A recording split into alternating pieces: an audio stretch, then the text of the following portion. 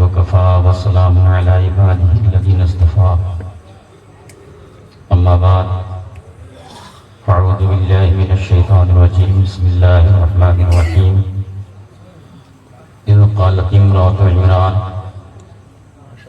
رب إني نذرت لك ما في بطني محررا فتقبل مني إنك أنت السميع العليم صدق الله مولانا العظيم وبلغنا رسوله النبي الأمين المكين الكريم ونحن على ذلك لمن الشاهدين والشاكرين والحمد لله رب العالمين۔ آدمی پاتا ہے توقیر بڑی مشکل سے، آدمی پاتا ہے توقیر بڑی مشکل سے، رنگ لاتی ہے تقدیر بڑی مشکل سے، پاؤں میں آبلے پڑ جاتے ہیں چلتے چلتے، تب کہیں ملتا ہے پیر بڑی مشکل سے۔ کہاں ٹھہرنا کہاں پر قیام کرنا ہے، کہاں ٹھہرنا کہاں پر قیام کرنا ہے، سفر بتاؤں گا کب تک تمام کرنا ہے، مجھے بھی دامن تیغ علی سے لگنے دے، امیری چھوڑ فقیری میں نام کرنا ہے، امیری چھوڑ فقیری میں نام کرنا ہے۔ وہ آنکھ پھوٹ جائے جو دیکھے نہ تیری راہ، وہ آنکھ پھوٹ جائے جو دیکھے نہ تیری راہ، وہ سر قلم ہو جس میں تیری جستجو نہ ہو، تاناب عشق مجھ کو ذرا کھینچنے تے دوئے، تاناب عشق مجھ کو ذرا کھینچنے تو دے، تیری مجال کیا جو میرے روبرو نہ ہو، اور ہوتی نہیں ادا، ہوتی نہیں ادا کبھی سرور نماز عشق، ہوتی نہیں ادا کبھی سرور نماز عشق، ہوتی نہیں ادا کبھی سرور نماز عشق۔ دیکھیے پیارے لوگ دھیرے دھیرے حضرت ورنہ اس وقت تو قاضی شہر مفتی علی رضا مصباحی مدذ اللہ العلی دعوت برکاتہ قدسیہ کی خطاب ہونی تھی، بیچ میں حضرت کا حکم ہوا، اس لیے یہ بڑی خوش نصیبی کی بات ہے کہ ہمارے بیچ خلیفہ حضور مفتی اعظم ہند ماشاءاللہ تشریف فرما ہے۔ آدمی چاہے آدمی بن جا، بولو نا سبحان اللہ، آدمی چاہے آدمی بن جا،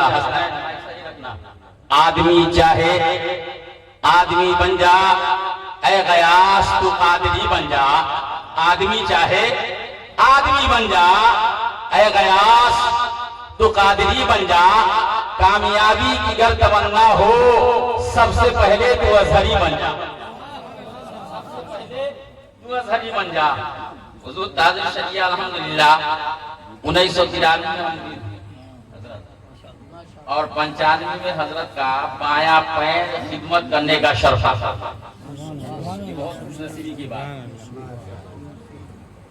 اور ان کے سبحان اللہ نانا جان کے خلیفہ موجود ہیں، سبحان اللہ کیا پوچھنا، آتے ہیں کہاں روز روز ایسی ہستیاں، سجتی ہے جن کے دم سے غریبوں کی بستیاں۔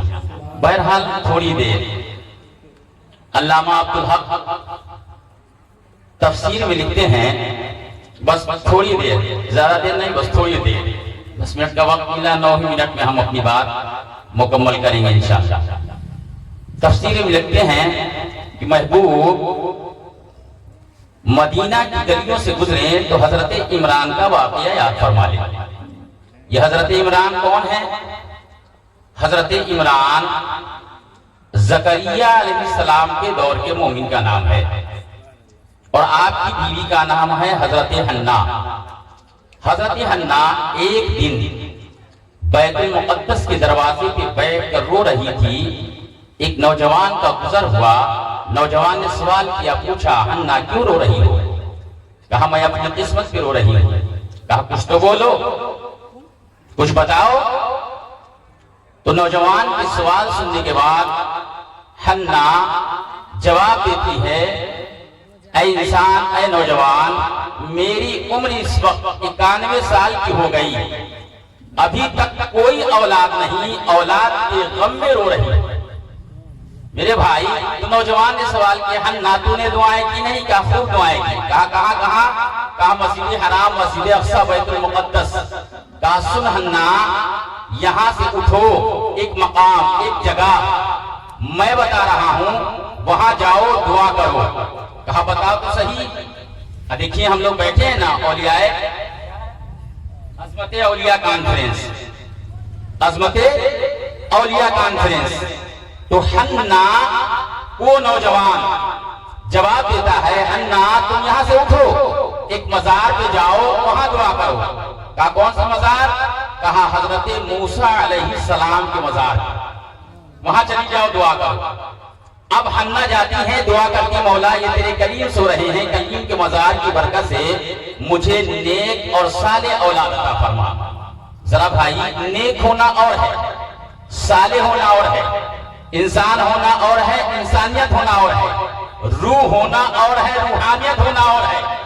ذرا اس کے بعد لمبی ہو جائے گی، لیکن میں اپنے جملے کو سمیٹ رہا ہوں۔ حنا دعائیں کرتی ہے اور کہتی ہے مولا اس بچے سے، اس بیٹے سے پیدا ہونے کے بعد میں اپنے ذمے اسے نہیں رکھوں گی، بلکہ بیت المقدس کی خدمت کے لیے وقت کر دوں گی۔ ارادہ کتنا اچھا ہے، نیت کتنا احسن و صاف و شفاف ہے۔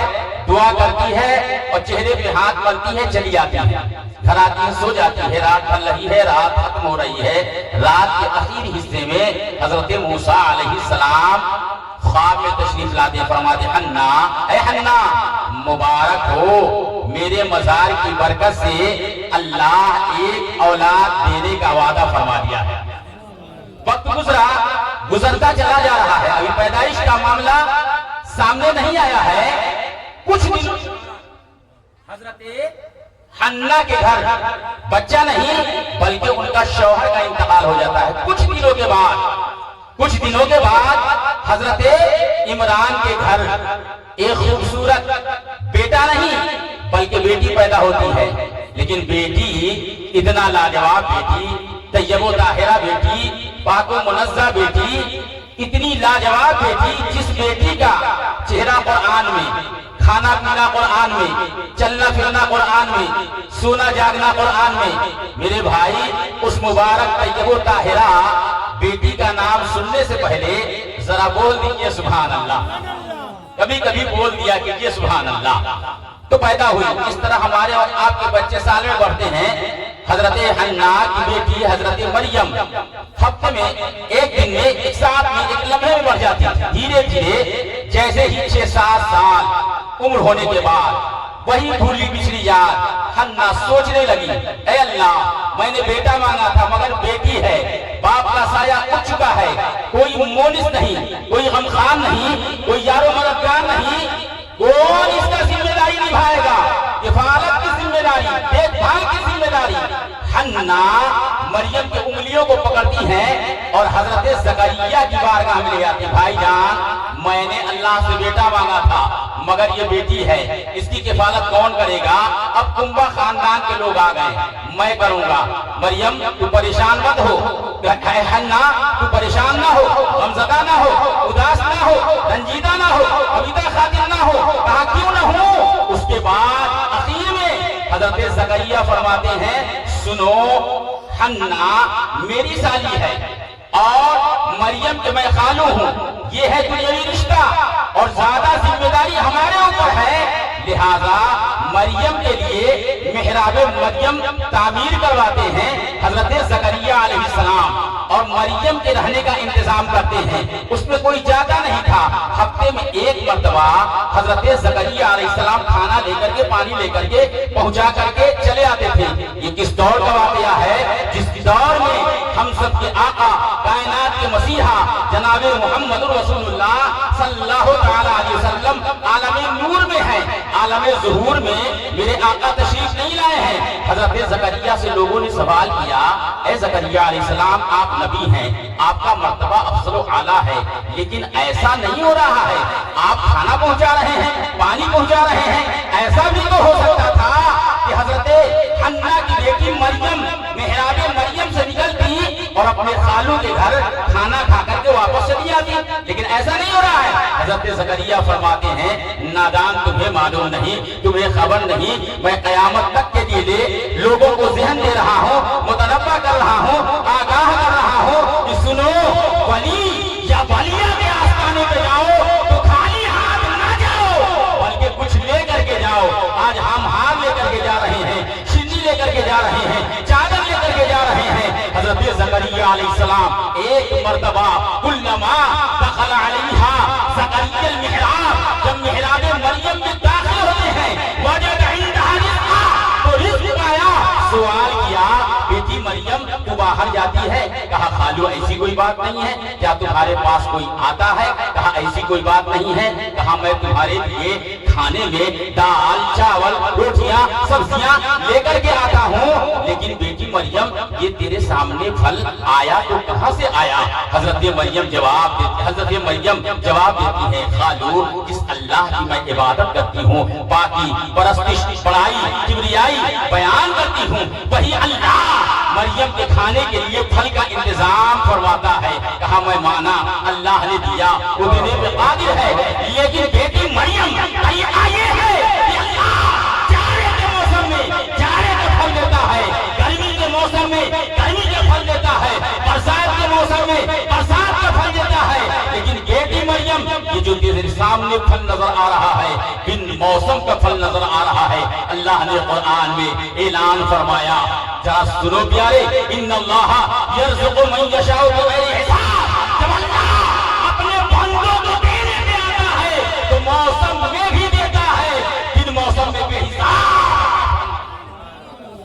اللہ تبارک و تعالی ہم تمام سامعین کو سننے سے زیادہ عمل کرنے کی توفیق عطا فرمائے۔ استغفر اللہ ربی من کل ذنب و اتوب الیہ۔ السلام علیکم۔